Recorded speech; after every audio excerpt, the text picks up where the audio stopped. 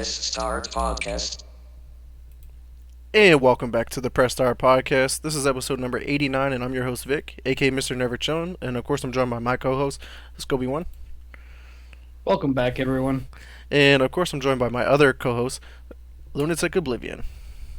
Hey guys, happy Sunday to everyone out there. Yeah, So, let's talk about the games we played this week. So, Yes. only one of the three people on the podcast decided to play the new game last week. Yeah, and I'm gonna save that one for last. We're gonna Yep. save it for last. But Roger, I know you. Let's kick it off though, real quick with your stream. I know you played a little bit of games on stream. How was Luigi Mansion 3? It was pretty good, actually. I was delightfully surprised how fun it was. Yeah. Like, I was trying to play with Disney for a while, and she was like, I don't know, let's look at other games. And I was finally like, let's just get this, okay? Nobody has requested a game on my channel for a while, so let's just keep playing our co-op games. And this honestly was super fun. And it was awesome because I had a community who came out and just wanted to actually watch and chat and just be a part of the fun. Yeah. Oh yeah, I popped in like when I was in the process of promoting the podcast today. I was clicking on my Twitch so I can get the link for the thing, and obviously I have I like co-stream your stuff at all times, and you were playing. I was like, I've never played this game, but I've always wanted to eventually check it out. I know it's a classic game too. I mean, the game's really from like what the GameCube I think originally, and then it was remade for like the Switch and all that other stuff if I'm not Well, mistaken. You had Luigi's Mansion 2, that was GameCube, and then I think it was either going to be the Wii or the Wii U had Luigi's Mansion 2, I think, or it might have been the one of the handhelds. And then the third one is the Switch. It's Okay, a Switch I thought- only game, okay. so it's not a remake. Okay. And Luigi's Mansion also did a short stint at your local Dave and Buster's. Okay. as well. Yeah, and honestly, that's actually one of the games that people are like, see, they could really make a spin-off movie with Luigi Mansion, and they can make it like a Oh, yeah. spooky thriller kind of Super Mario movie, but with obviously just Luigi and stuff like that. So I could see that happening. But moving on to Scott real quick, and then we'll circle back to Roger's list here and my list. But Scott, you got two games on the list. You're back down to the very bare Yeah. minimum here. But you Just did, when we thought, yeah, you beat Fallen Order, like you said.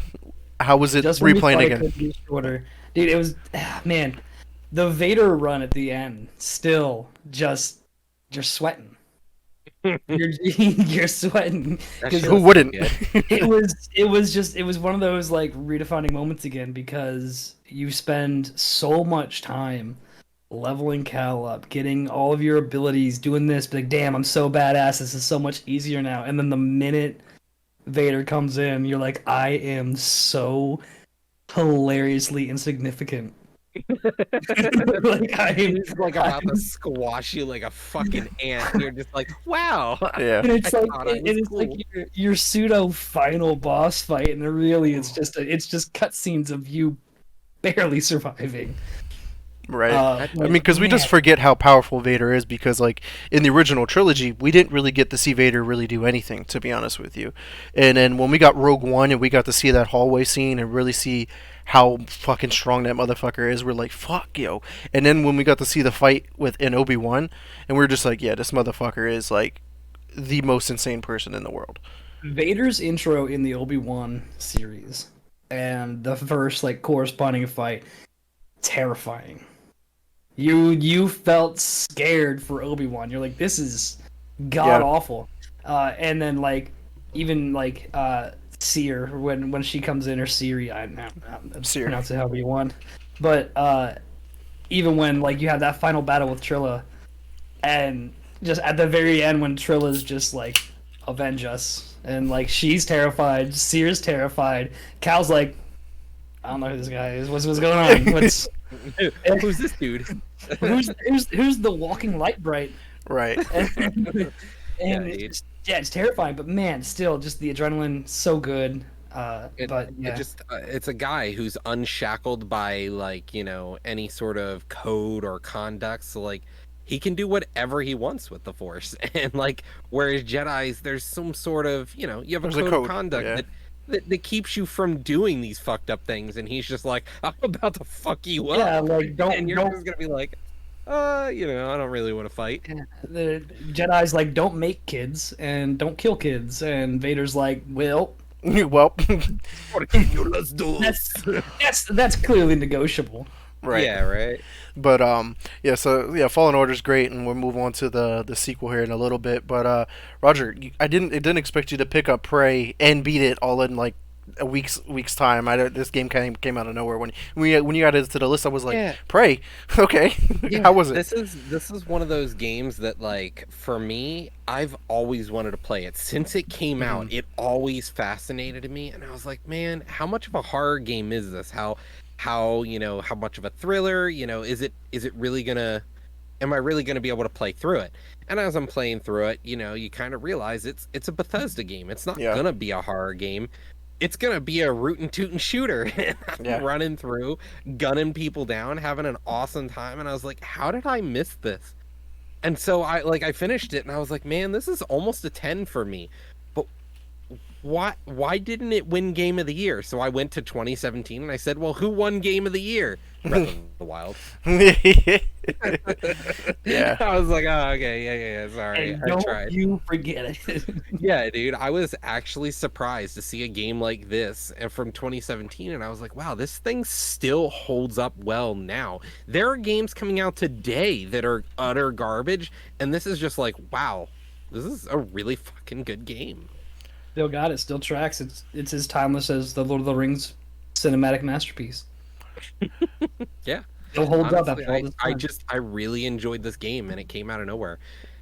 Yo, Vic, so let's take one moment here and talk about a game you beat though. Okay, which one? Coffee Talk. This is a game I wouldn't have expected you to pick up, but I think Me neither. that you picked it up on Marshmallow's recommendation. Yeah, definitely on that, and just because I listen to a ton of podcasts, and everyone's like, "Man, Coffee Talk's this great game," and obviously we know Coffee Talk Episode 2 just came out; it's on Game Pass.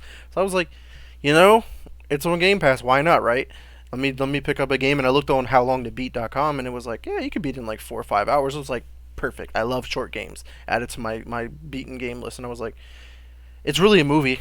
That's really what the movie like. You're really just you're a barista and you're serving coffee and you're just engaging with these the people or creatures or whatever come in to the thing and you're really It's monsters. It's all your different like core fantasy monsters: vampires, werewolves, yeah. elves, trolls, dwarves, everything. Yeah. So yeah, like Marshmallow says here, big visual novel energy. I mean, that's exactly what it was. Huge. There's no gameplay mechanics at all, other than like when you make the coffee, you select the three ingredients, it does it for you. It's not like you actually do it.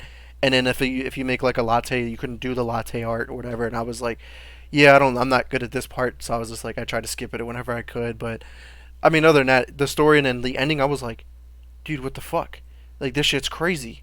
Like the ending was like jaw dropping. I didn't realize what exactly was going on, and I was like, okay, I understand because it's really like comes out of nowhere, and your ending's like holy fuck. And then like, because I was following a guide, if you after you beat the game, you can go back and replay 4 specific levels, and then you get different dialogue options that come up during those 4. And then once you get to the end, like that final mission, like you get a completely different ending to the game too, and you're like, what the fuck? And then I guess that's what's going to lead into the second game. And I was just like, wow, like Okay. the story just continually got better and got more interesting. I was really hooked, but I was only trying to play it for like an hour or so at a time because I'm sitting at the hospital playing it at night, and I'm just like at night I'm trying to play it, and it's like I'm falling asleep at the same time. But I was like really intrigued. It was good. I highly recommend it. Definitely check it out. I Yeah. think I gave it an couldn't 8 out of sleep the one 10. night. Yeah, like the one night I couldn't sleep, so I came down here and I was just sitting here and it's the rain, drinking a cup of tea, and I was like, this is honestly just a really good way to end out the night. Like it's nice and calm. I It's I a thought it was, whole mood. and the story was good. It's not like the story's bad. That's the thing. Like it is a really compelling, fun, engaging visual novel, and you enjoyed the characters and you like to follow them. Right. And have you met Neil yet in your playthrough? Which I don't remember. Oh, he's the guy in the spacesuit. Nope, haven't met him yet. Okay, well, that's when the game really, really, really gets interesting. So definitely look forward to that. Even Marshmallow was like, "Wait until you meet Neil because you're going to be like, holy fuck!" And I was just like, "Yep, I get what you mean." But Neo in the spacesuit, that tracks. yeah, but on to another game that I tried this past week was XO1, and I don't even know if I'm going to finish this game honestly because it feels that bad of a game. you're really just you're like navigating like this saucer thing that can morph into a ball. Like you're on these like really cool looking planets, but like you're just trying to go from the beginning and then you're reaching like this launch pad thing to launch you to the next planet, and like it's telling like some kind of story. Like I'm not really following it, but it's really clunky. It crashed on me like 5 times while I try to play it, and it's such a small game, and I was like, this game has been out for like forever. Why is it still crashing? Like, why does it have these It issues? was a PC game, is why. You're looking at a game that is built for PC, and I guess they just struggled with the console port, which happens from time to time, especially on smaller developers. Right. And it's been out 'Cause for I'm pretty sure this was an indie game. yeah, and it's been out. XO1. Yeah, it's been out for 2 years. So I was just like, this game shouldn't be dealing with these type of issues now. Like this game should run a lot smoother. But I may or may not check it out because apparently it takes like 2 or 3 hours to beat this game. But I don't know if I want to put myself there 2 or 3 hours worth of hell of putting up with that. But Yeah, day one issues on year two. I mean, yeah, it's a bit much. not historically not awesome. Right. And Marshmallow, 730%. we are going to talk about PC ports in just a little bit here. But Ooh. Roger, I know you picked up Minecraft Legends this week. Obviously, it just came out. Well, What's I your played thoughts so far? last week. Well, yeah. Yeah, it's a really good game, but it's not a single player game. Mm-mm. Definitely by any means a single player game. It is meant to be played with friends. Like if you're playing a single player experience and you hit the pause screen, It the doesn't game's play. still playing. There is no pausing the game. So like it's always ready for people to hot drop in, and it's like and then you go in and play it and you're like, wow, like it gets really micromanagey at times, and you're like, okay, I have to walk up to the guys up there to be able to move them. So it's like an RTS game, but you have to move a character to be able to select units. So then it gets really clunky too. Yeah. Like the game I even has a said that lot of when we were potential. playing together, I was like, this feels really weird. Like all of the Yeah. controls just feel really weird. And I'm playing on a controller, which is different than even your experience on a keyboard and mouse. So it's like you can only imagine the pain that I'm trying to go through playing this game Hmm. on a controller. No, definitely. And I'm like, this is just But overall, it's fun. Like the story it's seems cool. it's It looks fun. It Yeah, looks fun, and it's like fun playing together. But I couldn't play that I by want to myself. keep going back to it, but like I feel myself going, nah, it's not worth it. Yeah. Well, I mean, maybe we'll continue the journey and we can beat Hmm. a co-op. But yeah, definitely not a game I'm playing by myself at all. No. Um, but moving on to my next game here on my list here is Genesis Noir. It's a game that's on Game Pass. Highly recommend checking this out because this game is really interesting, honestly. And the concept of the story is you're this detective and you're going back to see like a murder. A guy shot a woman, and it's set during that like noir like early 1920s like Hmm. time frame. But you find out really this is the Big Bang. Like this is how the universe was created. So then you go through this like real trippy like universe and like you're just doing these unique puzzles and stuff like that. But the interesting is like there's like no words, there's no dialogue, there's nothing that pops up, there's nothing that shows you what you need to do. It's kind of just figure this out. Like you're literally a detective. Like you're really figuring well, shit that's out interesting. and like you're piecing shit together and it's really showing you like how the universe was created, Big Bang, and then what led from that, and it moves into like the vibrations, and it's a really deep story game. And I was just like, wow, I did not expect this to be this deep of a game, and it touches on so much. And I'm probably like 2/3 of the way or 3/4, however you want to look at it. So I'll probably end up beating it within the next week or two. It just depends on how much time I can devote away from Star Wars, Yeah. because I'm having tons of fun with that. But yeah, definitely recommend that. It's on Game Pass. I'm leaning more towards like an 8 or 9 out of 10 with this game already, but that can change at any given moment. But that is all of the games that we've been playing. But I do want to just tap into Star Wars Jedi Survivor real quick. Obviously, the controversy around this game with the PC release, it has been pretty god awful. And I know neither of you guys are going to play it now because you're waiting until there's a significant update for the PC, which they've already acknowledged that hey, we fucked up Yeah. and we're going to fix it, which is good. But just to comment on my experience real quick before you guys give some insight on what's going on with this. Jedi Survivor is everything I wanted and more. Like Jedi Fallen Order was already a phenomenal game, but they took this game to the next level somehow, and it just feels so buttery smooth. And I just love Roger. We actually talked about this long time ago where how are they going to handle this kind of game? Like, am I going to, oh shit, I forgot my force abilities, I gotta go relearn them? Nope. You pick right back up by the end of that game where you have all of your force abilities already. You get newer ones, obviously you can keep learning, and like you're just this badass Jedi Knight, and you're just terrorizing everything, and you feel powerful, and I just love it. And you're just going around just fucking shit up. But overall, the Do you story feel has been great. actually, Yes, do you feel actually powerful, or Actually. like End of Fallen Order powerful? even more. Like I actually feel like I could take on Vader now. Like that powerful.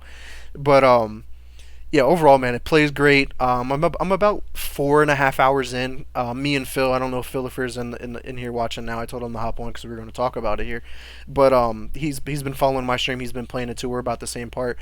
And like you start off at the game. You're in Coruscant, and you escape there, and you go on this planet called Kobo, and that's going to be like your home base. That's where you can actually have like upgrade the cantina and add more people, because the people that you encounter out in the world, you can say, hey, come back to our cantina, and they'll add new shops and interactions, more purpose and stuff like that. So it's a lot of fun.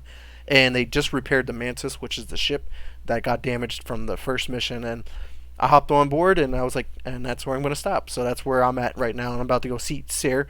Seer is her name, the Jedi Master, and because I'm gonna need her help with furthering the mission. But I don't know if you guys have played it yet, but this game ties in to the High Republic. You know, the High Republic, the new storylines that Star Wars is producing, like books and shit on.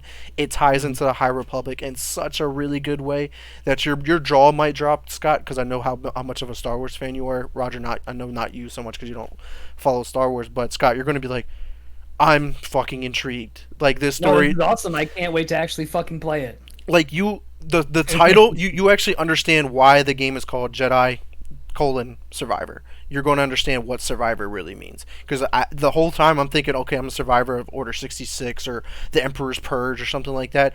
Nope, that is not what it's recalling. It's not what it's referring to. And when you get to that certain part of the game, you're going to be like, I understand. Scott, I'm really excited for you to get and play this game, because I really want to talk about what happens in the game so bad, like what we got to visually see for the first time ever in Star Wars. Oh man, I was really excited. So, do you guys, Roger, what's your thoughts before we give Scott a chance to talk about this here real quick? I'm just a little disappointed at the quality of game that we're getting released on PC, because, you know, PC Gamer, I think, was the one who tweeted at EA and Respawn and said, you know, how do you release a game, you know, that's so unpolished and finished on PC? It's so bad for so many people. And they said, you know, well, consoles, you only have to perform for one console for each console, and you have so many sets of hardware for on PC. But they shot back and said, you know, but how does everyone else do it just fine then? You know, what are you doing wrong? We're looking at 20 gigabytes of VRAM just to try to play this game. Like, that's insane. Like, Prey looks good. That's from 2017, and that had 0 performance issues. Why are we looking at that with this game? Why, what are they fucking up? And people are, you know, deep diving into the settings and the problems. Like, there's unblended textures, things are just clipping, there's performance issues the whole game, people are crashing, you know, and it's so insane. And there are people out there that are, you know, rocking 3090s, they've got 64 gigs of RAM, they've got i9s, and they're like, I can't even play the game. Right. I think that's, Scott, before I give you a chance to talk here, just want to comment on Rogers, is the fact that I'm playing on console, and I don't have all of the customizations when it comes to my settings, but I do get to choose between performance mode and quality mode, and that kind of just gives me a preset. And I've been playing on quality mode, but that's locked in at 4K 30 frames per second, and it looks good, it runs great. And then the performance mode is running at 1440p at 60 frames per second. So I might give it a chance to play it at the performance mode as well, just to see if I can see the difference. But I can see why, like, on console, like, you don't really run into a lot of issues, because if you only have those two modes to choose from, those are the only two, like, benchmarks that you have to hit. Where, like, PC, there's, like, fucking endless amounts of customization on the visuals and how the game's going to run and look and stuff like that. And I think, like, by giving that much freedom allowed for the game to not be able to optimize, because... But how does everyone else do it? That's the thing. Yeah. There are so many other AAA studios. This is an EA issue. Anyone who works with EA, we have these unpolished, unquality games being released to PC. And that's the crazy part. And it baffles me is all. Yeah, I definitely agree. What's your thoughts on this, Scott? It's disheartening. I think this game, when it was originally created, was intended for your Xbox, your PlayStation, stuff like that, and it feels like PC was an afterthought with this, to where it would allow for the scrambling of okay, well you have so many different builds. I mean, I have a 6900 XT on a Ryzen 5 with like an MSI Red Dragon motherboard. How many people have the exact same build that I do? Probably not a lot. Same thing goes for Roger. So there is something to be said about just the just the wide range of hardware that can be used for this game. But that brings back the question, how can everybody else do it? And I think the only thing that really makes sense is the fact that the PC is an afterthought when it came to that. This was a game with console in mind. It's like COD. Right. Yeah, just like COD, it was a game with console in mind because, and it kind of makes sense a little bit when you start actually getting down to brass tacks. Like if I'm getting ready to push out a game and I know millions of people have one of two consoles, and that's gonna be my big money maker. I'm gonna make sure that it performs well on those. Um, Yeah. and then PC, we can patch PC. We can always patch PC. We can patch anything, but You can yeah. patch anything, but like to have something this unpolished come out at the $70 price tag that Roger was talking about earlier. Right. I mean, you pay $70 and you can't play it for 2 or 3 weeks until they get around to patching like your specific issue. Right. Like when you have people like your frame rate drops, your clipping, your terrible buffer, like you have dead saved games getting deleted. Damn. Like they're why Right. and how really How? So is yeah, just just the a big one. just a quick thought before we move on to our game releases this week. But I just want to give a last insight on this is the fact that maybe games are getting like too next gen. I don't know how to say that properly, but think about it like Prey's not a next gen game. It was at its time, I guess, but it's a much older game, much smaller game in the grand like scale and technology and stuff like that. So back then people were able to make games. But if we're looking at it now, obviously we're going to talk about it during one of our ad breaks. Is PC gaming lately has been terrible for every most AAA game releases. So which we're going to talk on that in a little bit here. But let's go ahead and move on to our game releases.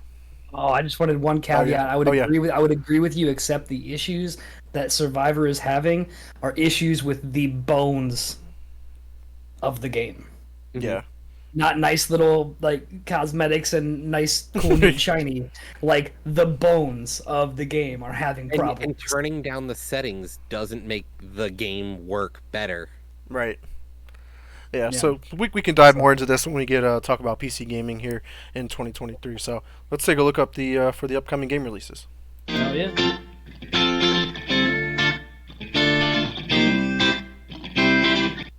All right. So Roger, we got actually like not a long list for once here for game releases, but it seems like a We've got really solid 4. list. I know. Like, weirdly enough, we had a week with like 15, 20 games, Yeah. and I was like, there's one. I'm looking Yeah. at this list, and I'm like, I'm gonna play all 4. Like, This release dude, list I is want looking all like my 4. playlist. Yeah, like Like- Age of Wonders 4 is releasing on Tuesday for PS5, XNS, and PC. So this is a next-gen only game. This is a Paradox published game. It is sort of your atypical Paradox game. It's more of a fantasy as opposed to your traditional Paradox, realism where we talk about like actual historical context up to the space age. This is just, Dungeons and Dragons or like your high fantasy. It looks good, honestly, for a Paradox game. Like, I'm really excited, even let alone that it's just a Paradox game. I'm excited because this looks good. You make your mark on a vast reactive world. The world changes to you. So, like, it's a role-playing game, they say, as well as a strategy game. So it is a 4X game. It isn't a real-time strategy, and that's typically how Paradox plays their games. But you get to kind of decide how your society sort of treads forward. It's less structured than some of your other Paradox games where you have to choose, okay, do we want to do choice A or choice B? It's like, well, what kind of society do you want? You get to pretty much build your own. And it looks really fascinating. The game looks really crisp, clean, and fun. So I'm excited to try this. Following up Age of Wonders 4, we've got Redfall releasing on Tuesday as well. Now, mind you, yes, we have the issue where it will have frame rate limits on the Xbox X and S.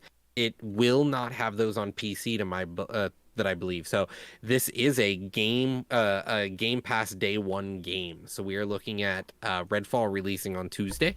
Then we have Super Dungeon Maker. Super Dungeon Maker is actually, I believe, a Kickstarter game that's just finished. This is it's sort of like Dungeon Master, which is a classic game that has been out for many years. I believe you're going around and trying to beat your own dungeon that you make, which is really interesting to me. This releases for both the Switch and the PC. This comes out, this is getting its Switch release technically because it's already been on PC. The Switch release will come out here on the 3rd of May. Otherwise, if you want to play this now, it's actually been available for the past year on Steam since February 15th, 2022. Was that like an early access? I guess. I'm not 100% sure. I believe, yes, early access. And then the release day for the full version is May 3rd. So Okay. you will be able to play it on Switch and PC full version, which is pretty cool. And you get to script your own dungeon encounters, which is really cool. And then you get to play through those dungeon encounters. Then lastly, on the 4th for Xbox, XS1, and PC, you're going to be looking at Ravenlock. Ravenlock is a single player game made by Coco Cucumber. It looks rather interesting, and it's Game Pass day one. It's sort of I don't know what to call the art style here. It's sort of like stitched together, it looks like. It's like a high-res Minecraft feel in some aspects. It's very blocky, but it looks really interesting. It is a fairy tale reimagining of a kingdom troubled by a corrupted queen and a young girl's destiny to fulfill a dangerous prophecy. I believe the idea they're going for here is Alice in Wonderland, but Alice has a sword and a shield and ready to fuck up some shit. You're muted there, Vic.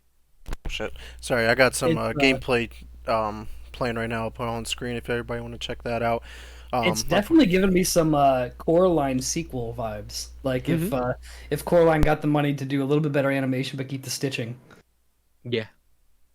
It looks really cool to me, so it's something that I definitely check out on Game Pass day one. But Yeah, you but can same. see there the high-res Minecraft feel, Yeah. like when you saw the mirrors and you see like the what was it, the furnace, the boiler in the one room. It looks really fascinating to me, and it's going to be a puzzle game, which is cool. I always dig action puzzle games. Yeah, they're always a lot of fun.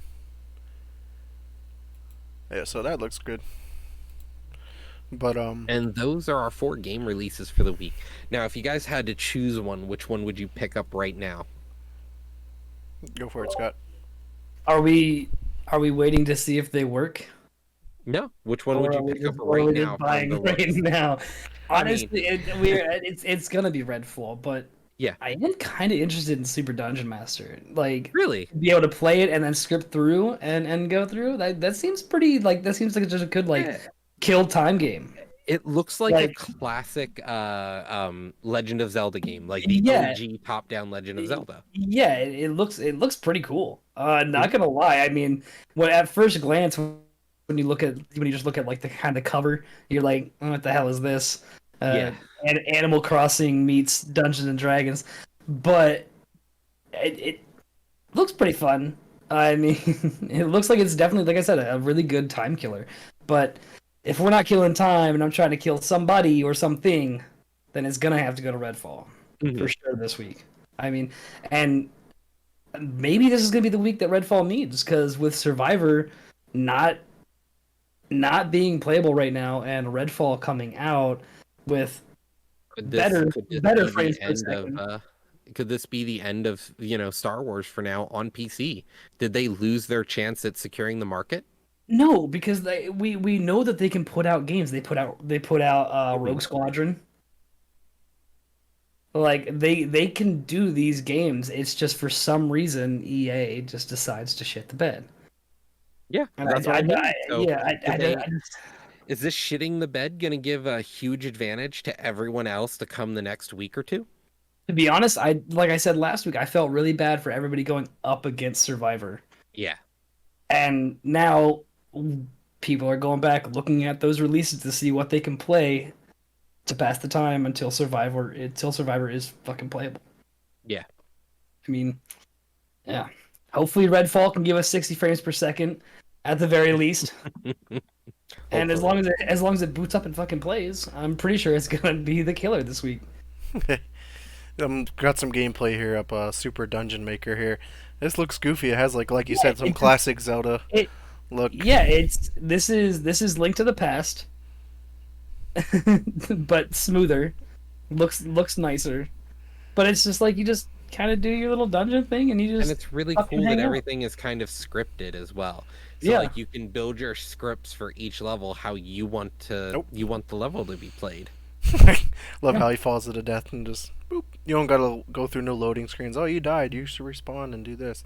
Mhm. So Well, yeah. that's You just just drop up that's through. how Legend of Zelda works. Like Yeah. OG games back in the day weren't loading screens. Right. You click, lose click, a click, heart click. and you come back. You lose a heart, you drop back where you were, you're done. Right. Right. But yeah, my game I'm obviously looking forward to is Redfall. I doubt I'm gonna check out Age of Wonders or Super Dungeon Maker, but Ravenlock looks really cool, and it's like you said, it's gonna be on Game Pass day one. So we got two big Game Pass releases here, I think, this week, and got some games to play for sure. But let's move on to our first ad break here. So just make sure you guys want to subscribe so if you want to check out this exclusive content here. So we want to welcome back for any of the non-subscribers before to subscribe so you can catch on that exclusive content.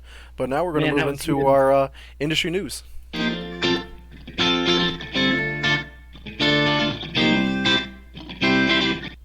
So, boy, do we got a lot to talk about here. And to kick it off with a huge bang here is the Microsoft Activision Blizzard update. A lot of news came out, and we got some good news and we got some bad news. Kick it off here with New Zealand Commerce Commission. They have delayed their decision on this until June 9th, which is interesting. So that's pushing that out a couple months on their decision. And then Microsoft also reportedly said that they plan to close the deal despite the FTC lawsuit that's still supposed to take place at the end of the year. So they're just like, yeah, fuck the FTC. We don't care about you. But I think that might change with the ultimate decision here on from the UK CMA. They blocked the deal, and they didn't block it for the interesting reason of like competition and PlayStation and stuff like that. They blocked it because of cloud gaming. And boy, did they butcher this one really bad because it sounds like the CMA doesn't understand the market. They don't understand cloud gaming, and nor do they understand all of the contracts that Microsoft just went out of their way and signed with. Because Boosteroid Team, which is one of the cloud-based gaming ones that we just talked about a couple weeks ago, came out and said that we disagree with the CMA's decision against this purchase. Our position on this issue is in line with Microsoft's President Brad Smith, and we hope for a quick resolution. And basically, like, there's just a lot of issues. They're not understanding how cloud gaming works at all, and we'll definitely have to see here. But Microsoft did say that they're going to. They actually just signed another deal with another cloud-based company, regardless of the CMA decision, known with the company Enware. So Microsoft is still moving along regardless of the CMA's decision. I'm just curious to see how this is all going to play out.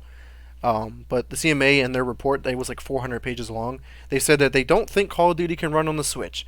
And we've been called that, guys. We know it can't natively run on the Switch. This was going to be a game that has to run via cloud. I mean, most of Nintendo's games can barely run via on the console. I mean, I'm pretty sure Tears of the Kingdom may or may not be directly ran on the console. That might be still running from the cloud a little bit as well to give it its power. Because that's a massive open world. There's no way that that game's running Breath of the natively on the Wild Switch. is just as big. Right. Breath of the Wild is huge, and that ran Massive. all on the console. Yeah. So well, I don't think they're gonna have a problem playing that on the console. Yeah, no Yeah. way there's going to be a problem. And then the other part here is the one that really had me scratching my head. But it says the CMA believes it costs about $1 billion to create AAA games, and I'm just like, no, it doesn't.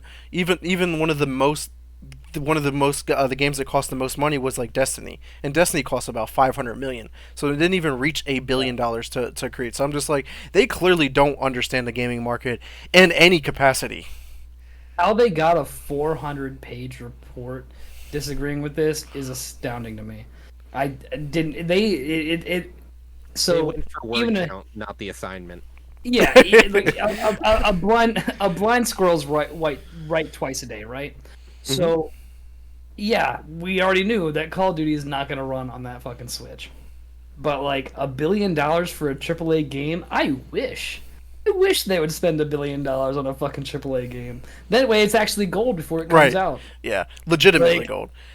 But it's they know as much about gaming as Congress did about TikTok. Is basically what I got out of that. yeah, pretty much. Because to put it into perspective, like the reasoning why they was because of cloud gaming. They're like, oh, this is going to hinder the growth of cloud gaming and this stuff, this and that. But we're like, but by them blocking this deal, now you prevented games that were going to come to the cloud to make cloud gaming better. So then Yeah. you hindered the growth of cloud gaming yourself. You've prevented the need Right. Yeah, for people to learn how to do it better, and thus they it's a chose a self-fulfilling bad self-fulfilling chose- prophecy. they chose a bad scapegoat, I think, for their argument. Like, I don't disagree with the fact that, like, the acquisition is pretty big. I think there's a lot of issues with Microsoft being the one to buy everyone up. It's setting a bad precedent now that Microsoft and Sony are buying everyone up instead of letting developers develop on their own. They're like, we own you. So technically, at the end of the day, they still get the decision making. Like, don't get me wrong, they're ending up in a monopoly very fast. But I think they chose to use cloud gaming here was the wrong answer. Like, cloud gaming wasn't the issue here. Not I at don't all. even know where they came up with cloud gaming being the issue because it's not. Right. It's They not picked- about cloud gaming. It's And, about, you know, And I'll give you Yeah. just one other point They here, picked real the quick. one innovation, Right. And someone pointed this out on Twitter the other day. They were like, "So you're punishing Microsoft for being good at cloud gaming because what happened to Google Stadia? Oh, it closed because they couldn't get cloud gaming correctly. So all of these competitors that try to get into cloud gaming, they can't because they can't do it right. The company that is doing cloud gaming right is getting punished for it because that is the reasoning why, right? That's why they decided to do it. So for them being so good at cloud gaming, they're not allowed to get better at cloud gaming. And we can't forget because PlayStation is trying to get into cloud gaming too. But who do they use for cloud gaming? Microsoft. Imagine. I would basically equate this argument of cloud gaming to anybody who over the age of like 40 that uses a computer when you like tried to migrate them to OneDrive. I just don't know what it is. What's a cloud? Yeah. What is the cloud? What does the cloud do? Is the cloud constant? Who knows? What's the cloud? And they just don't know. So well, clearly it's the cloud's fault. Yeah. Yeah. Nothing can be Clearly, cloud. Yeah, what's a virtual private container? I have no idea what the fuck that is. It's in the cloud now, Marshmallow. It's in the cloud. It's up there, dude. That's It's where somewhere. your games are now coming from the sky, as far as the CMA is concerned, and you can only get them down if you have $1 billion. Right. So yeah, we'll definitely continue to follow this because Microsoft did say that they're going to appeal this, and that means that's going to push it out till about 2024 until we have a legitimate decision on all of this, whether they decide to close it. Because in the grand scheme of things, Roger, me and you talked about this in a side chat, saying in the grand scheme of things, they can just say, okay, you can deny it, but the rest of the world said they approved it, so we're gonna just not do business in the UK. In the UK, that was another issue here. Was the UK was already struggling to get businesses into that country. The economy is struggling big time, and gaming is such a huge part in global economy that they're just like, we're going to make it worse. And you imagine if gaming just pulled out of the UK, and they're just like, oh fuck. Microsoft gaming. Yeah, Microsoft Gaming. But Yeah, in a sense for cloud gaming, that's also going to be PlayStation then too, because they're using Microsoft cloud-based stuff. So it could be a lose-lose for the UK government because the Activision Blizzard and Microsoft both have released statements saying, okay, at any given moment we can make your PCs worse. We could retaliate in legitimate business decisions. We could do a lot of decisions here. But they said these are some dark times right now in the UK. Congratulations! Here's a .NET framework update that's gonna brick all of your shit. Yeah, so that'll be really interesting to see. And we're like, and if we take a one step back here to look at the countries that have approved this so far, only one is truly in the gaming market. Like, only one country that really deals with games has approved this, and that's It's Japan. Cyprus. It's got to be Cyprus. They made Atomic Heart. We've got Serbia, Saudi Saudi Arabia. Brazil, Saudi Arabia is Chile. huge. We know that how Jim- big they are in gaming now. They're not as huge of a developer right now. They don't have developers at the moment. They Just don't money. really truly- Just They are money. really big on the. They are Yeah. really big on the. They're putting consumer money side into it. Yes, and they're into the consumer. The production side, where it's like, hey, we'll But- pay somebody else to make this. But Maybe. they're not developers, and that's what this acquisition is about. We're always going away from the end of the story here.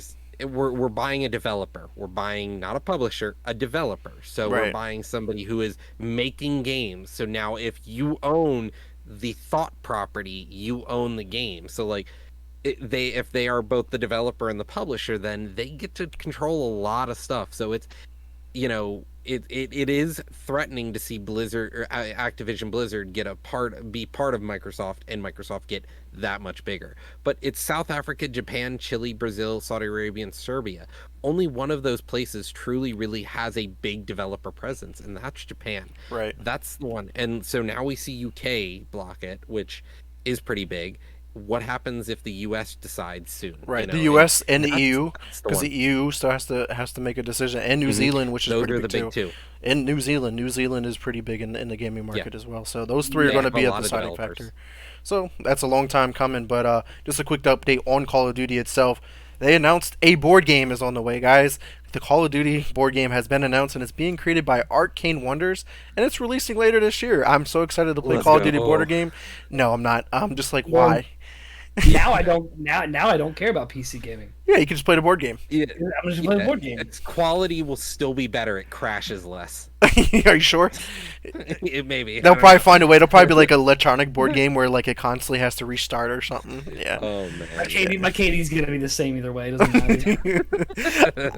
I want to see how this plays out for sure. But on to our next really big industry news here. We finally got an update because it's honestly been a while if you think about it. But Apple and Epic finally has a resolution. What's going on with it, Roger?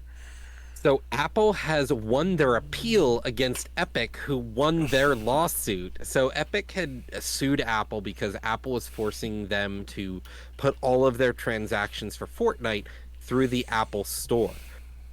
And if you do that, if your transactions go through the Apple Store, you have to pay a 30% cut to Apple of all transactions. So what Epic did is they moved their purchases last year into their website. So you would buy the coins, your tokens inside their website, and then you would be sent back to the game where you have your coins, and then you would spend them on the store. So you would never buy anything in the Apple Store. Well, Apple's like, no, you can't do that, and they barred them. Epic sued them, and then Epic won, so that Apple had to allow them to do the store online. So then Apple said, we're going to countersue you and try to appeal the lawsuit so that, yeah, but at the end, Apple still lost because Epic got what they wanted. Epic still allowed to do their transactions in the website, and that was the lawsuit. Right, and I'm actually curious to Apple's- see if this still allows for other app stores and game stores to be able to come onto the market, because I don't know if they made a decision on if other companies can do that, because obviously we've been covering if Xbox can have the Xbox store on an iPhone, so definitely I'm pretty sure there's going to be more to come from this. It's just interesting to see Apple walk around with that appeal win, acting We like win. they won something. We Like, the biggest We did it. We did it. We did it, still guys. get to collect 30%. Like, that's a steep amount that you're collecting for doing absolutely nothing at all. Like, you're not engaged in that transaction at all. It's just mind blowing, honestly. And But what the crazy part is, it's like Microsoft saying any transaction that you make on a Windows PC, we get 30%. Anytime you buy something in a web browser, you have to pay us 30%. Like, imagine if that was a thing. That's what Apple's doing. It's just another reason to hate Apple. I'm not an Yeah, Apple I hate fan to begin with. It's just another reason to hate them. I mean, I mean, I get it. Like the child labor, great. That's nice and cheap. But if you're saving all that money by having 5-year-olds make your iPhone, you don't need 30% Yeah. of what anybody else is selling on your store. right. That's you're flying too close to the sun, my guy. Yeah, for sure. So, Scott, Sega had it's honestly a positive industry news here. What's going on there? Yeah, so to speak of unfair practices and then retaliations against them, we've got Sega their workers have actually started taking the first steps towards forming a union, which is huge. Unionized workforce or like collective bargaining units is a a big thing to do, and I really hope this works out for them. So they've taken those steps, and what they're looking for is basically a list of their demands, which is going to be a higher base pay following industry standards. With raises tied to the cost of living and inflation, which is important. great. That's the important part of that sentence. That's massive. That's huge. In the military, we call it COLA, or like cost of living allowance. Mhm. Just that little extra, just because where you live might just be more expensive than other places. Right. But they're also looking at improved and stable benefits, including healthcare, retirement, remote work opportunities, and more. The fact that they have to unionize for remote work is still nutty to me, especially now with like post-pandemic life. There's so many things you can do remotely. You don't need to go into an office just to do the same thing that you would be doing at home. Right. As long as you have good cloud service, right? As long as you've spent the $1 billion on the cloud, Yeah. you got it. It's good. But along with that, they have the clearly outlined opportunities for advancement. This is a huge one, and this happens in any profession. Is you are not really given the opportunity. You aren't shown how you can continue to climb that ladder, right? So you were not shown that, or quite the inverse. Actually, is it's like hidden from individuals. That brings in the idea of like the whole good old boys club Mm-hmm. that a lot of places have. Like you're not gonna get promoted unless you're one of like the friends or you're in the inner circle. So this is huge to have that just clearly outlined for them. Massive. And then we're looking at balanced workloads and schedules, and defined responsibilities, which is another big one that like plays close to my heart. Not that I've ever had to deal with it, but I haven't had to deal with it because everything that I've had to do has been clearly outlined, and this will keep people from like, oh well, you got to do this, you got to do that, or going in conjunction with the advancements. It prevents other duties as assigned being at the end of your job description. I hate that. It makes no without sense. the extra pay, or what it does is it helps for like maybe they do quarterly reviews, annual reviews, biannual. It helps with, hey, here's why you can't advance because you didn't do this stuff right here. Oh well, I was never told I had to do that stuff. Well, you kind of were, because in your position description it says other stuff. Other. Right here other duties as in assigned. bold, Like, and you were never told what that other stuff was, but I'm allowed to hold you back because you didn't do the other stuff that I wanted you to do. and I never told you to do it either. I never told you to do it, but you didn't take the initiative to go do somebody else's job for 3 weeks. And then the last thing that they're really looking for is like adequate staffing for departments to end patterns of overwork, which is massive. You can't put out a good product if by the end of Wednesday you're burnout. Yeah. People are able to do 40 hours a week work currently in 32 hours. Why are we working more than 40 hours? Your quality of work diminishes greatly after that 32-hour mark. Yeah. And a lot of that comes with your deadlines. And I was just listening to a really good podcast about this early this week on Freakonomics Radio about the fallacy of like the deadline and what a deadline like that can do to like your workforce and people and individuals. And it's one of those things like if you have a reasonable deadline that you can make with all of these people working adequate hours to get job done but not be overworked, you will end up with the better product. And I think Sega and these workers are taking that move to where they're making sure that their home work-life balance is safe, they're not burnt out, they have the things that they need to be motivated to go in to do the job that they want to do. And promote as they want to try to promote, things like that. Clearly all around this is just a good start for the workers at Sega, and I'm really hoping that this comes out and they just bang this out and they are a CBA and they're good. Right, and this is honestly just building off of the other unions that we've been covering over the past couple of months with like Activision, Blizzard, and all those other ones, and it's just good. I think the gaming industry really needs it. Obviously, we hear about all of the crunch or the poor management, the poor leadership, or all of the toxicity that happens in the workforce of the sexual harassment and stuff like that. That all gets swept under the rug because big boss man knows about it and he's cool with it because he's part of it, and so nothing Yeah, changes. But if you have a union, that shit ain't gonna happen. if you get a union, I mean, you are really over, like, you're protected from a lot of that toxicity for all intents and purposes. But really, what it is like this is bringing the bare minimum up to a better standard for them. After that, they can go as high, high as they want. They can work with, Sega, go from there, and they can come to an agreement. But this bottom line needs raised. Yeah. A lot of the times, it needs raised in a lot of places, and they're starting it. But if they bring that up, they get their healthcare, they get their benefits. They're not overworked, underpaid. You don't have somebody who's been a developer for 23 years still rotting as a developer because some other guy went to the bar with the boss and now he's getting the advancement opportunities. Right. And that's a really good look for Sega if this comes through and it comes full circle and they end up being that collective bargaining unit, or they get the union. I mean, that's gonna be great. It's Yeah, gonna for be sure. it's unfathomable the progress that they can make with this. Right. Definitely agree.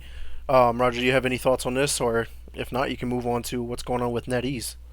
Yeah, so I'll go on to NetEase here. So NetEase has a new studio here called Anchor Point Studios. It's based in Barcelona, as well as Seattle, the United States.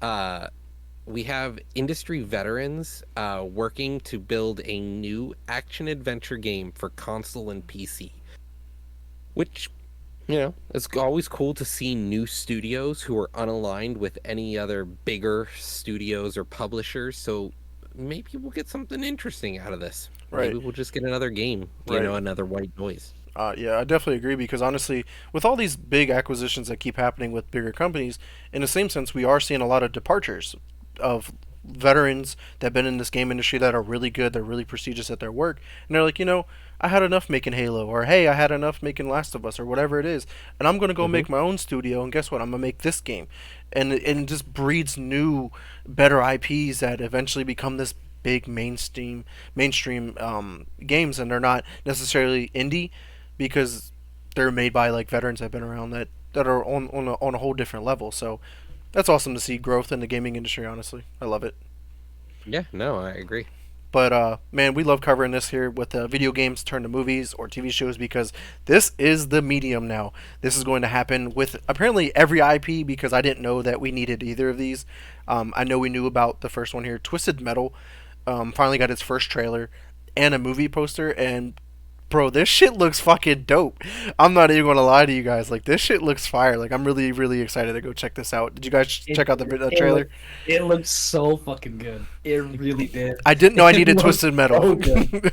It's, so if anybody here is a fan of Dragon Ball Z Abridged, Vegeta is called King Vegeta at one point, and he says, "Never in my life have I needed something so badly and not realized it until I have received it." Yeah, And that is this Twisted Metal. Like, this trailer, it's everything. It looks great. I love it. It's gonna be so fun. and it's played by the whatchamacallit, who plays Falcon from the Avengers, Mackie. Oh, that man's a gangster, dude. His Yeah. real name's Clarence. Clarence. That's Clarence from 8 Mile. Yeah, so I mean, it looks really good. I'm looking forward to that. Roger, did you play Twisted Metal back in the day on the PlayStation One at all? I played it once or twice. I didn't play it very often. Right, I and used to play that religiously. right, and the fact that we're getting a movie or yeah, a movie here for this game that you haven't played, but I mean, honestly, this shit looks really good. What's your thoughts on this? I'm surprised it's coming out so soon. July 27th. Like, That's right the around the trailer corner. looks fun. Yeah, like I'm excited, but it's on Peacock, so I don't know. Right. Yeah. I'm I'm excited with an asterisk. No, yeah, for sure. And the funny thing is, Lauren was like, I went to when I got back the other day, and she was like, "Hey, we got Peacock sign in for so and so," and I'm like, "Oh, cool! I get to watch Twisted Metal." I was like, "Imagine that! The stars have aligned. It'll allow me to watch it." And wasn't it just like 2 episodes ago where we were bitching about subscriptions, and I was like, I have fucking Peacock. I've never used Peacock. It's Yep. $5 a month. What would I ever need Peacock for? And now you have a And reason I keep it around just in case, and Yeah. here's my just in case. for sure. Thank God. But one that I really didn't know we needed, guys, was the hit game Vampire Survivors is getting a animated TV show from the studio Story Kitchen, who is also in the works of creating a TV show for Sifu, another small indie game that I'm like, man, I didn't know we needed a TV show for either of these, but here we are. I know both of you guys are into animated. Is Vampire Survivors an animated show you want to check out? I don't know. Honestly, it's weird that this small indie game is getting a TV show. Like I just, it's interesting to me, but I'm optimistic, but also at the same time, there was so little content to this game, like story wise, that I'm just like, what are we doing here, guys? That's the concern I had as well, because it's like, how much of this is gonna be liberties? Yeah. I love a good anime, but I mean, how much of this is gonna be world building? I mean, Yeah, we're gonna my see much favorite more. part, he's definitely just gonna run around in the show picking up power-ups, and he's just gonna be like shooting shit while he's talking to other characters on Like, screen. it'd be like some big like end of the season boss fight, and the first like 10 minutes And just is sitting there like avoiding this. and just running around, just trying to get any power ups he can, and then just like one shots. Be like, well, that was easy. Yeah, so I really think this is going to be interesting to see how Vampire Survivors gets translated to a animated TV show, because obviously, like, Sifu has a better chance of becoming a legitimate like That's a story. TV show. Like that has a legitimate story. It's all about like this person who fucking knows like karate basically, or jujitsu or whatever shit that he knows, and yeah, there's always stories that can be told with that. But An Vampire anime where Survivors, somebody knows karate. I know, right? That's no. That's not never gonna been work. done That'll never before. work. Um, That'll never work. But yeah, Vampire Survivors, definitely going to keep an eye on that. So we'll, that's Oh, it. for sure. Yeah, so that's all of our industry news. We're going to move here to our second and last ad break. So if you guys want to check out this exclusive content, be sure to drop a subscribe. Oh man, I can't actually do it yet. I still got 4 more minutes, so I guess we're not going to an ad break. Sorry about that, guys. So I guess we'll just move on to our gaming news, and then if we have time, maybe we can do a deep freeze moment. Maybe we'll get a bonus for the stream here. But I'm kicking it off obviously with our Xbox news, our daily update here, and they had some news here in regards to business, and some of these numbers were kind of interesting. Gaming revenue is down 4% over year in the quarter 3, and with this, it's still raked in almost a little over $3.5 billion in revenue, and this is the second largest quarter 3 ever in Xbox's history. Roger, what's your take on all this? You don't know where to begin, huh? Like it's like every other business right now. They're like, oh my god, the market is just, it's so bad, everything's down, the money's down. Money, we have so much money. Yeah, Like, I can't wrap my head around it, dude. yeah. And honestly, it's coming down to like the issue here is like the workers are finally starting to get what they deserve, like pay wise. But then the company's like, oh man, we're not raking in 75% revenue. We're raking in 4% now. Oh no, but you're still raking in money, right? It's a problem with capitalism is we've got stocks right now, and everyone's like, well, I need all this, like, we have to have money for our shareholders. We have to be able to buy back shares. We have to be able to do all this stuff, and it's like, do you? Yeah, do you? Like, what about just making the money? These people are still getting dividends. Like, it's all fake money. Like, they're like, I need more fake money, and Right. that's the problem. Yeah, and some other insight though from this is that obviously Microsoft is still taking a hit on hardware sales. Like they're not making any money, and I don't think they ever will. Most of their money is coming from Game Pass because of how large that market is, whether it's on console or PC, and the fact that we covered last week or the week before that it's coming to like 30 more countries that didn't already have it, and that you can get it on PC, you can get it on a console. That means more people are going to get Game Pass, and now with the floodgates are now about to open with Xbox first-party studio games, you're going to have a legitimate reason to get Game Pass.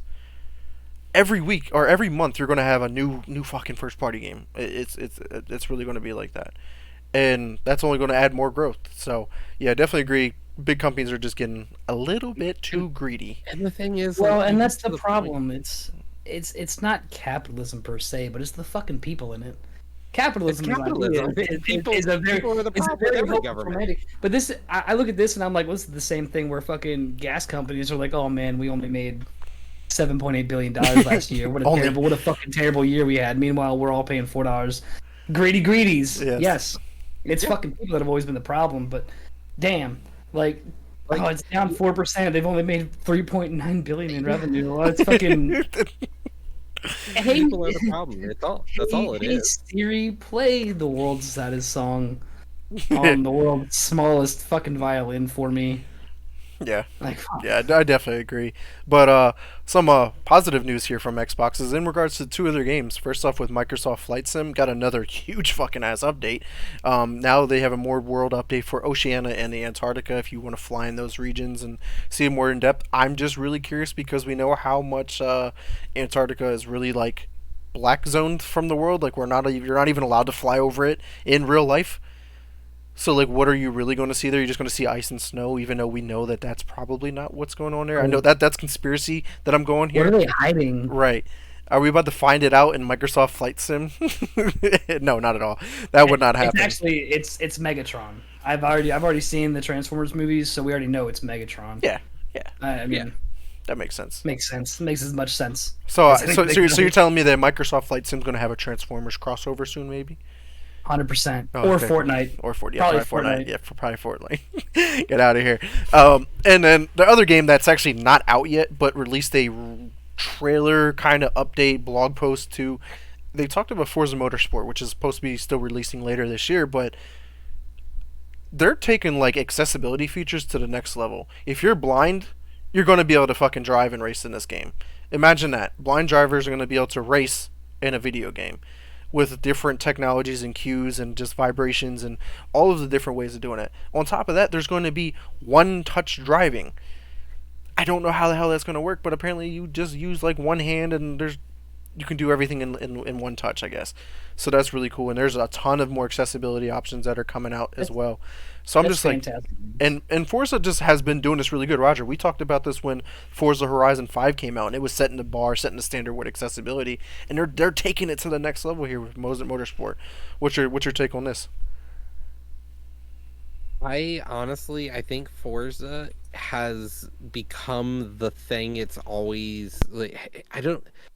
It almost feels like a meme at this point. They're just like, we want to do so much accessibility. Like, not even like even if people don't use it, they're still developing it. Like, it could be for one person, and they actually, they're still doing it. Like, even if it's just for one person to do this one feature, it's awesome to see. Don't get me wrong. It's actually really, really fascinating what they're trying to do for people so that everyone can play Forza.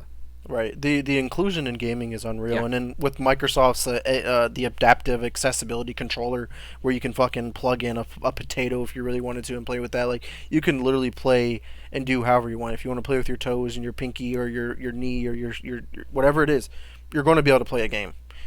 So that's really awesome. Accessibility is a massive like a massive undertaking, and to have somebody do this so often to make sure, like Roger said, even if there's only one person that can use it down to the most minute detail, like it still make at least like for me, and I assume for all of us, it makes it worth it.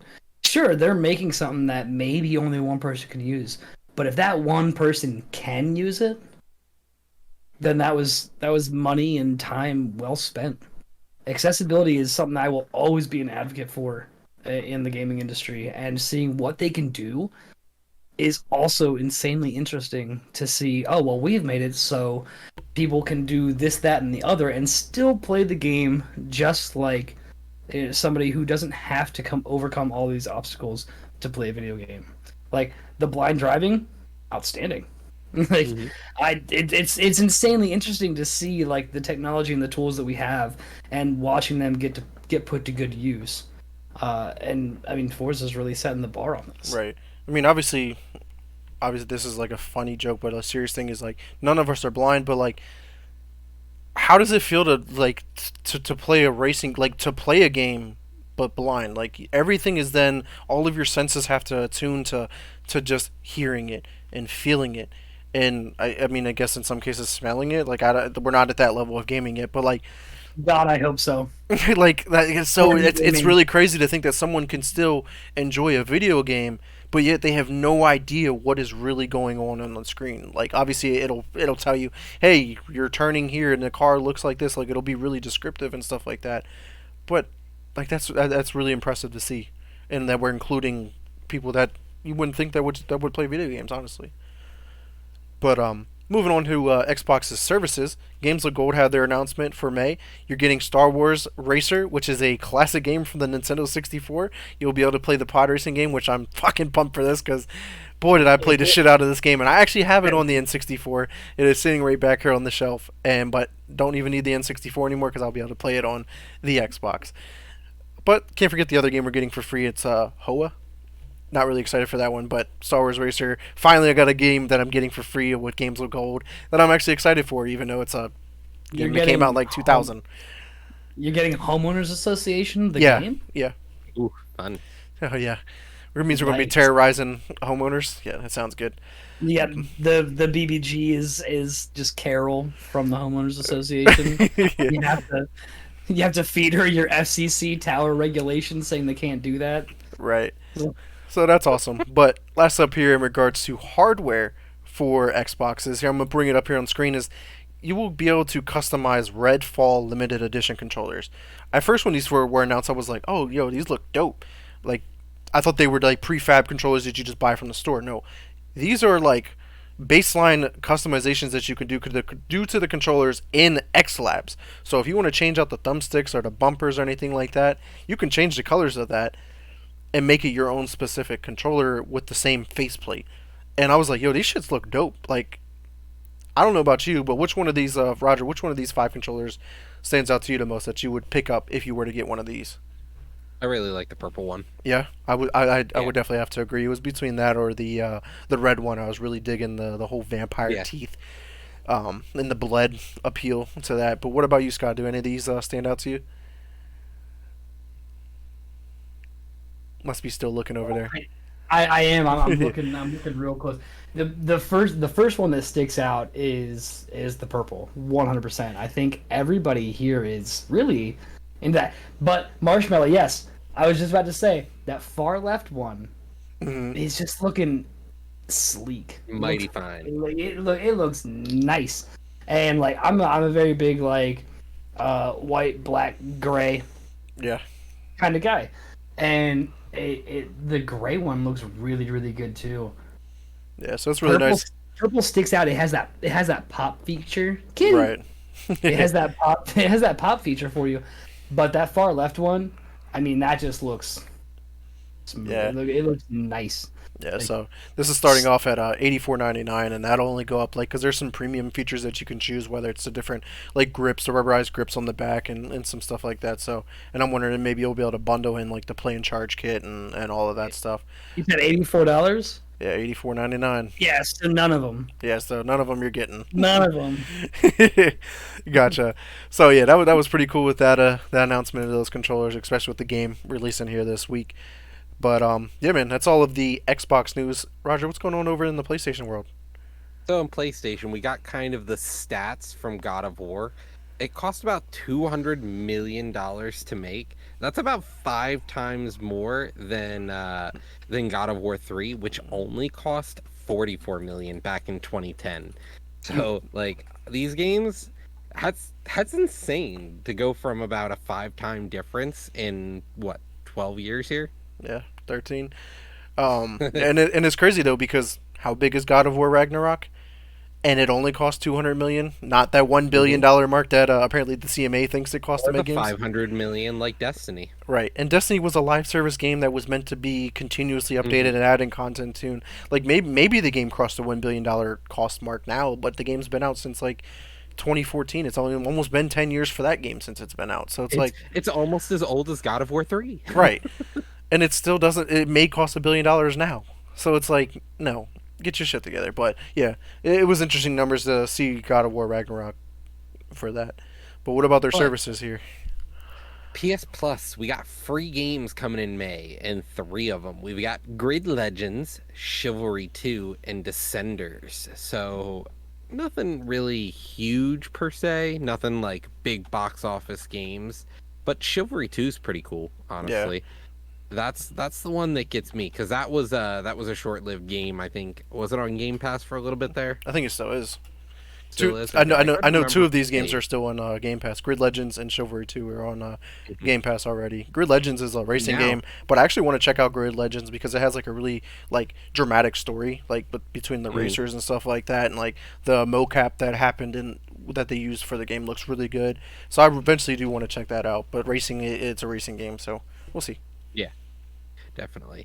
All right, and that is all the PlayStation news we have. And Scott, if you want to kick us off here with Asus was in the news, which isn't in the news that often here, but I think we got some competition going on. Yeah, they're few and far in between. But man, when they come out right.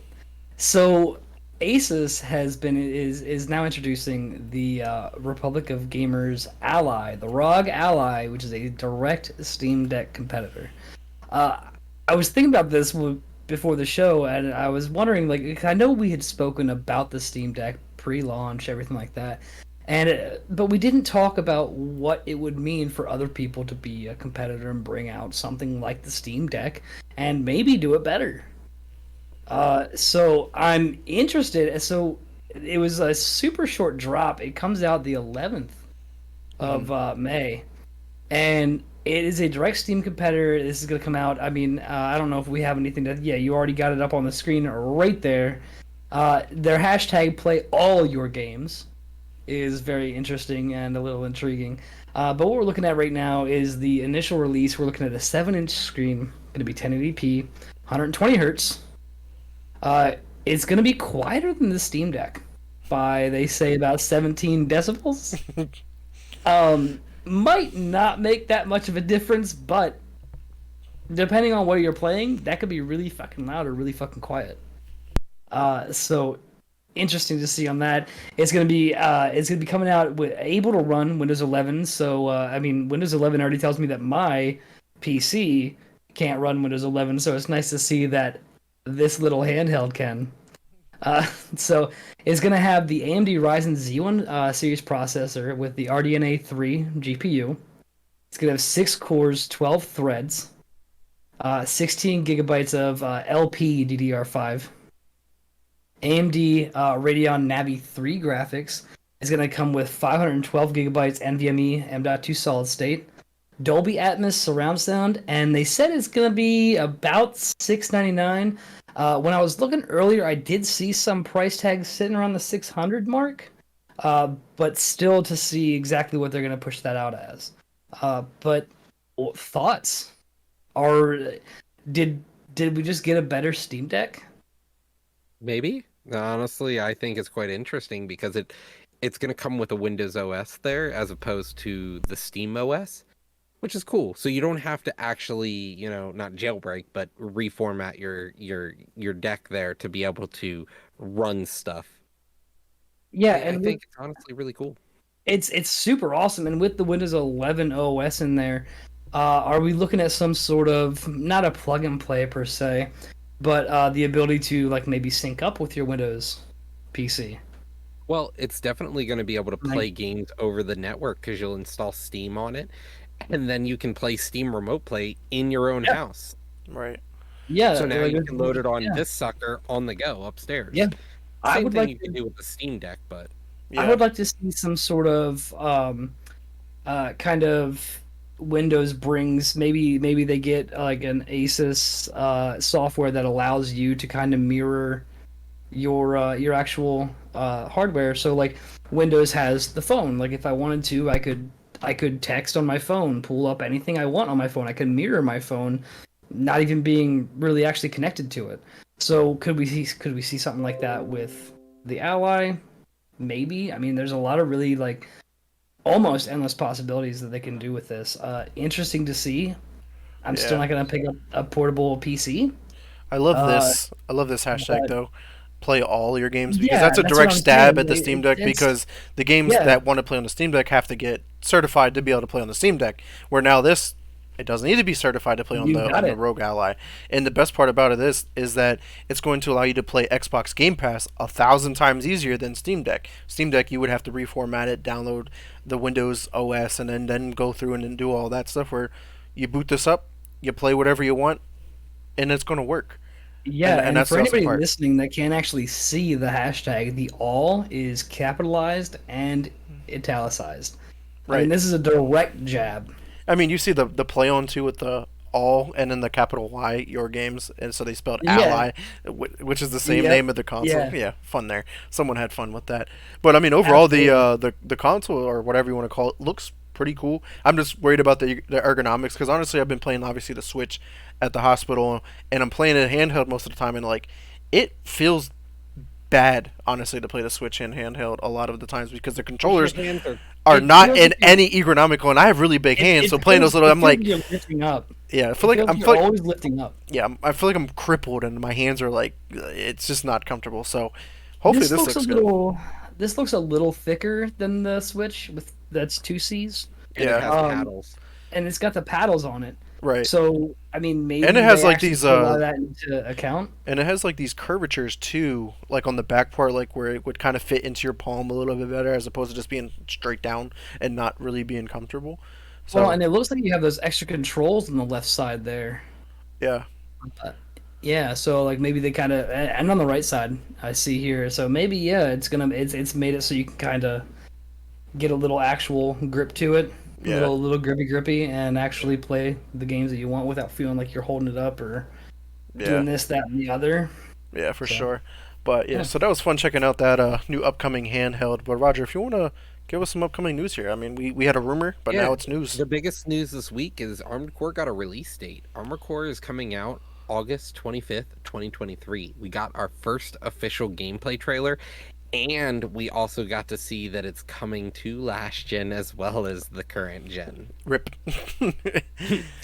Hopefully the game actually plays well. We haven't been burned by From Software on a day one release. Like, I've never been like, wow, From Software, you really fucked up a day one release. So Hopefully the PC port's good. honestly, they yeah, really like the haven't. last PC port was good. Yeah. I actually thought it was great. Like, I played it day one, I was having tons of fun.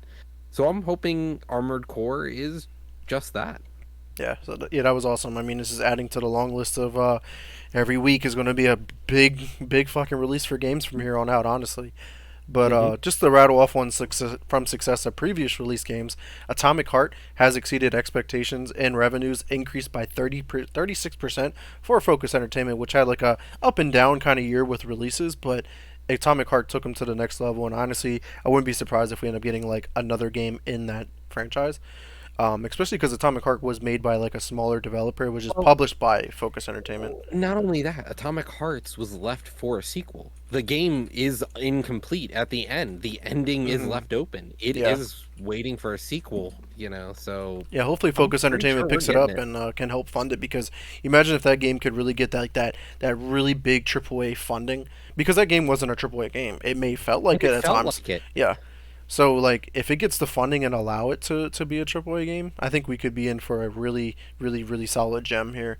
But another one that just released not that long ago, Dead Island 2. It has sold over 1 million units in just 3 days. That's actually not bad for a game that was announced 10 years ago, honestly, guys. And sitting in a genre where it's kind of oversaturated, it's been played out for a while now, and a game still sold 1 million units, and it's been playing fairly well. Nostalgia. Yeah, Yeah, Yeah, it's I been mean, playing well. and you have 10 years of hype behind it. That I mean, that Yeah, makes sense. the That yeah. makes nostalgia perfect. is there. And the crazy thing is, there's 3 people missing from that 1 million units sold because we haven't bought it yet because we were like, I don't know. I think I might Yeah. might wait to we hold off weren't on we this. weren't sure, We weren't. but it proves that they don't need us. Yeah, not at all. As big as we may be, they haven't even needed us Yeah, not at to all. just be successful. But a game that also has sold 1 million units was Wolong Fallen Dynasty, sold 1 million units. But the number here is interesting, is because not many games release Game Pass numbers unless it's a Microsoft game. But Wolong has had 3.8 million players on Game Pass. That is Unique massive. players. Yeah, that is massive. What's the count on people that have actually beaten the first boss then? Yeah, it's probably like 1% still.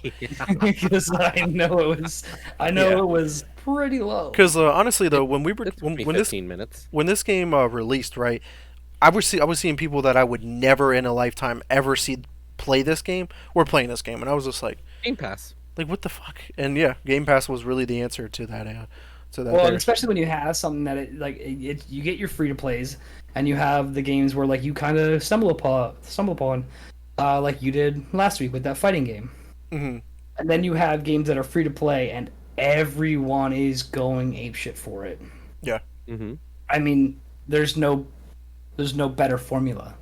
yeah, A better formula does not exist to get 3.8 million players playing Wolong on yeah. Game Pass. You release a solid game and it's on a service like Game Pass, you're gonna have in astounding numbers like 3.8. You're gonna have a good time. Yeah, You're gonna have a very good time. yeah. So that's awesome there. But Roger, what's going on over in the Valorant world? Yeah, so Valorant got update 6.08. They've removed Icebox and put Bind in the competitive rotation. The Shorty skin had an update, and Killjoy and Gecko got changes. Which we haven't played Valorant in a while, but it seems like these were some interesting ones. Bind had some boxes that were moved around on the map, making some sites a little bit easier to defend on and whatnot. But we haven't played Valorant in so long, but we keep saying it. I want to eventually check it out. Maybe we can start playing again, but maybe in a couple months or something like that. But the Shorty skin update was interesting because it was to like skins that were already out, but they had like tweaks done to them. So we don't really see that often. But What I really think is CS:GO 2. That's really where I'm gonna be. yeah, yeah, I hear you. I'm excited for CS:GO 2. I'll give it a try, but if it's a hot dumpster garbage fire like Well, you're gonna CS:GO have one, to pay for it most likely, so that's gonna be the huge deterrent for people botting. Mhm. Because as soon as you're found out, you've lost a $30 game, $60 game purchase. yeah. So maybe I'll enjoy it. But Scott, if you want to round us out here with our gaming news with an update for Chat GPT. Yeah, so we somehow stay ahead of the curve every time. We had spoken about this. I don't think it was last week, maybe one of the weeks prior, about the AI in gaming. And so what had happened here was there was actually a mod put out for, now it's only for Skyrim VR right now, and you know it comes with its own problems. But we see Chat GPT is being used to create AI NPC dialogue in Skyrim already. That is And that is and part unique. of me thought, I don't know if I had said anything, but it's like, yeah, it makes sense for Skyrim because they'll do anything but 6. a new game. But yeah, anything but new game. What's going to happen first? Is Microsoft going to get Blizzard Activision, or is Elder Scrolls 6 going to drop? Who knows? But so once again, we spoke about this a little bit, and it's already starting to happen where you can get ChatGPT, at least this mod did, where they've started allowing ChatGPT to get with characters' backstories and actually create full stories. Now, granted, the inflection isn't very good because the ChatGPT can't do very voice inflection as well and stuff like that. But what you're getting is you have the example that they had was you're by a fire with a random NPC, and you ask them to tell you a story. And what did they get? They got a story about that NPC's past, and it was actually like a fulfilling story. So I can't wait to see where we go with this. Yeah, I definitely agree. GPT, As long the as, game. like they're using like they do like text to speech and stuff like that, so it still sounds like I am Bill, Microsoft's Yeah. voice translator. Yeah, But- that's going to be the or like- biggest thing is if they can figure that out. Yeah, or like I'm Clippy. Do you need help? But but we're already starting to see this in mods, and I mean mods are going to be a huge part of this. At least I feel where we're going to get mod after mod after mod after mod till eventually somebody just gets paid to do this shit. But I don't miss Clippy because I just want to save my fucking Word document. Disney, I didn't miss Clippy. I had to like close out of like 8 things. But hopefully we'll like see you're trying to something that save. comes out of here. Are you Yeah, sure? it looks like you're trying to save. Are you sure? Thesis is pretty dog shit. Uh, like, but I'm really anxious and interested to see how they start using the AI for the NPCs. We've spoken before about how this can move entire like maybe not departments, but this can move entire groups of people who are developing what NPC dialogue that really only exists to like maybe 15 sentences, 20 sentences, and gives you something that can give you that full rich backstory like this VR mod got, while freeing up those individuals to go actually put their efforts into somewhere else. So I think this is just the start, and I think we're going to start seeing a lot more of this come down for mods for any game that can use that NPC dialogue, help do some world building when you're speaking to individuals. That's one small step for Chat GPT, Mhm. but one giant leap for NPCs everywhere.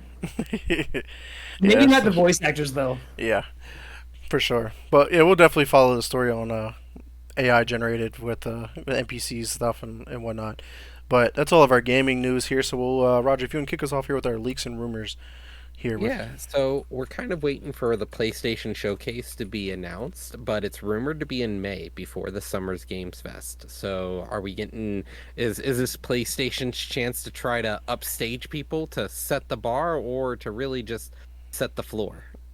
And Right, you and never know are they because are they capable of upstaging? Mm, they haven't been lately. lately, Is really the no. Yeah, question. that's the Maybe problem. maybe they haven't been lately because they're just taking all that energy and putting into this concerted effort. Maybe. Yeah, I mean, hopefully. I mean, anything for the better of gaming, no matter what platform you're playing on. So, PlayStation honestly, yeah. needs a win eventually. New Spider-Man Well, I mean, we know that's coming. again. We We know it's coming, we but when maybe that's what we'll see. yeah Maybe that's what we're Yeah. gonna get, or they're gonna be like shadow dropping it in the background coming down the road. yeah that'd be crazy. Imagine they didn't shadow drop something earlier in the year and they're like Summer Games Fest, go play Spider-Man 2 right now. You're like, oh, fuck, Summer gotta go. Games Fest, like, well, I guess we got fucked, boys. Yeah. Absolutely, absolutely. So we'll see how that plays out. But the last one here with NetEase is in the news again. But this one is interesting because this is NetEase is now reportedly suing Blizzard following their China licensing split. So we'll see how this develops. But this is like a rumor right now because we're not 100% sure if they are going to sue. But Blizzard's in the news again. That's not good for Activision and Blizzard. Like they just keep adding to the problems here, and then yeah, it's crazy shit Yeah, going it's on. like it's like you've gotten into like season 4 of your favorite show, and the writers just don't know what to do, so they're just adding Replace shit the on. entire writing staff And mid-season. You're like, it's like it's like Days of Our Lives, where now NetEase is suing Blizzard, but Blizzard's still part of the Blizzard Activision acquisition, and Microsoft's telling the FTC to fuck off. And it's Yeah. just, now you have so many stories That you going gotta through tie it. up the ends, yeah. How are they gonna dig themselves out of this weird hole? Yeah. So we'll see how that develops for sure. But yeah, we definitely want to thank everyone who did come through and check us out live today here on Twitch. And make sure you drop a subscription if you want to check out our exclusive content during our ad breaks. But we also want to thank everyone who does check us out later on YouTube, Spotify, and Apple Podcasts. But Roger, where can the community find you at? hey, if you don't know already, you can find me at twitch.tv/lunatic_oblivion. If you don't know, now you know. But Scott, where can they find you at? Well, as always, if you want to look at a whole bunch of nothing on my Twitch feed, you can go ahead and hit up twitch.tv/Scoby1.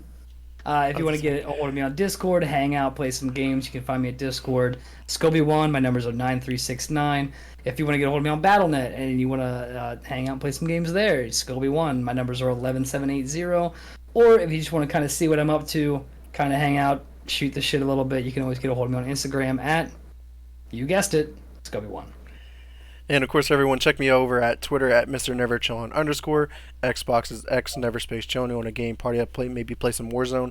hit me up there. Facebook is Vic Brubacher for any questions, concerns, or even if you want to come on the show.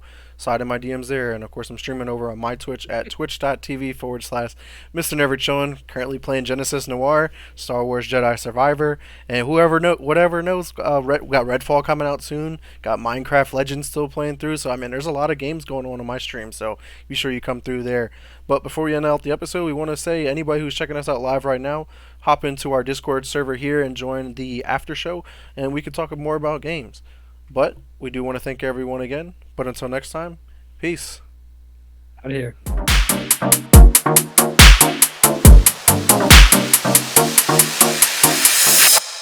Restart Podcast.